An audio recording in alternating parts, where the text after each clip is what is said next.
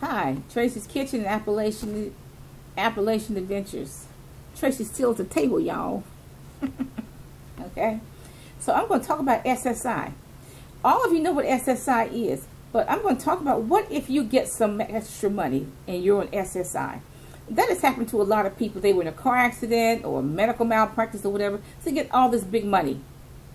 And see, they're between a rock and a hard place because the government says you can only have $2,000 in the bank. So what are you going to do? Okay? First of all, that $2,000, that comes from the 1970s. And the government has not allowed for inflation. Because 40 years down the road, that should be an inflated value. I don't think the government should have any limit on the amount that should be sitting in the bank. Because there's a lot of incidental expenses that handicapped people have. And besides that, a lot of handicapped people will say, look, I cannot have but $2,000 in the bank, so I'm going to spend my whole check. So they spend the whole check on foolishness.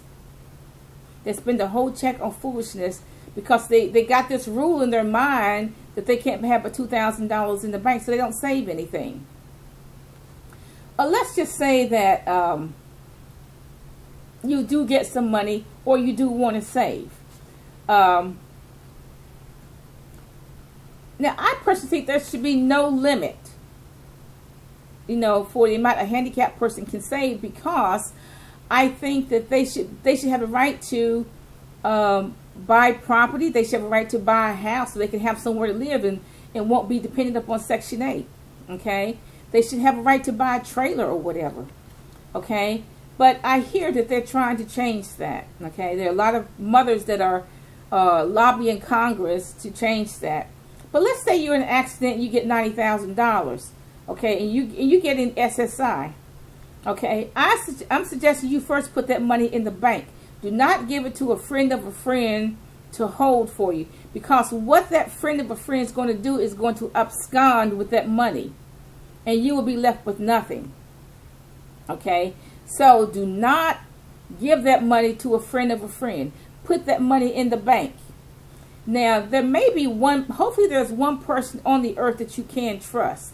Let's just say your parents are still living. What I would suggest to you, and you trust them, you put it in your parents' bank account, but you put your name on the account so you can have access to the money. Now, look, there's only 2 people on this planet that I can trust. 2 people, okay? Now, when my mother was living, I could trust her. Now, if that happened to me, I would put that in my mother's account because I know I can trust my mother. I know my mother would never steal. It would never even come to her mind. But right now, there's only 2 people on the planet that I trust, okay? Now, I have 2 older sisters, 68, and one is 73 or 74. They can't be trusted. They're 2 very old thieves. Okay, they would steal anything. The worst, they steal for a living. They steal old thieves. The worst thing you could do is write them a personal check, because once they have your routing number, they're going to break into your account and they're going to get the rest of the money. Both of them are thieves. And the worst part is the one that's 73, 74 years old, she's taught her daughter to steal.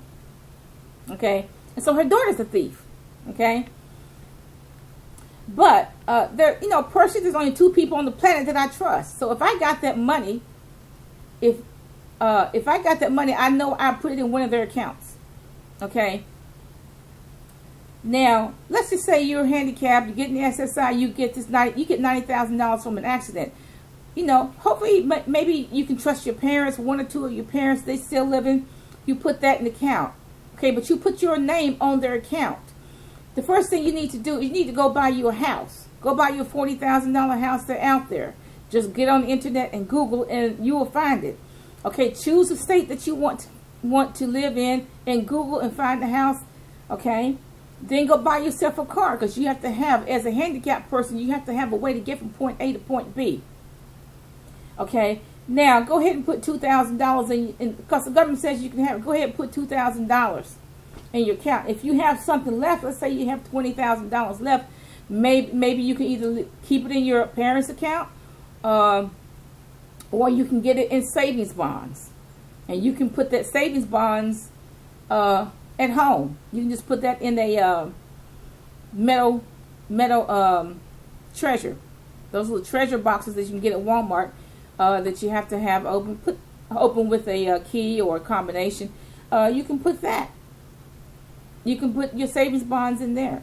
That's what I recommend you do. If you have SSI, you come up with some money. But let's just say you have SSI and you're a good saver. Let's say you're able to save a certain amount of money every month. Let's say you're able to save $300 or $400 a month. Again, hopefully you can trust your parents. If your parents are still living, hopefully you can trust your spouse if your spouse is still living.